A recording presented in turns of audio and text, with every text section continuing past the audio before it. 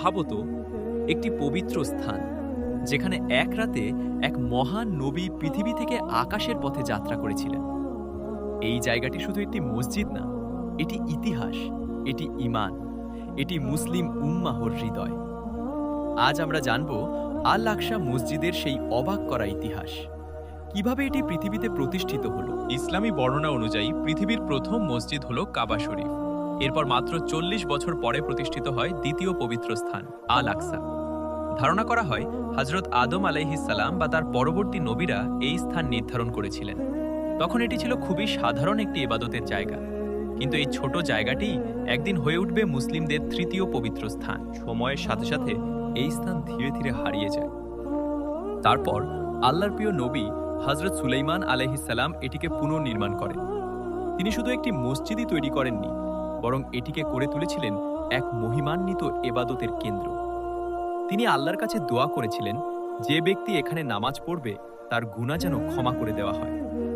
ভাবো একবার, এই জায়গায় নামাজ পড়ার কত বড় ফজিলত। এবার আসি ইতিহাসের সবচেয়ে অলৌকিক ঘটনার দিকে।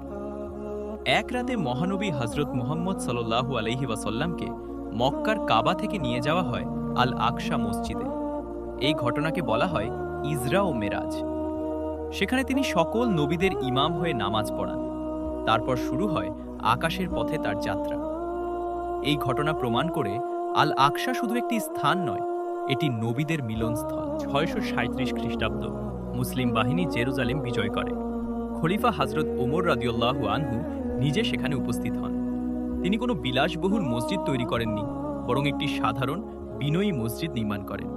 এটাই ছিল ইসলামের সৌন্দর্য, সরলতা, বিনয় এবং আল্লাহর প্রতি সম্পূর্ণ আত্মসমর্পণ। এরপর বিভিন্ন মুসলিম শাসক আল আকসাকে আরও উন্নত করেন, নির্মাণ করেন সুন্দর স্থাপনা।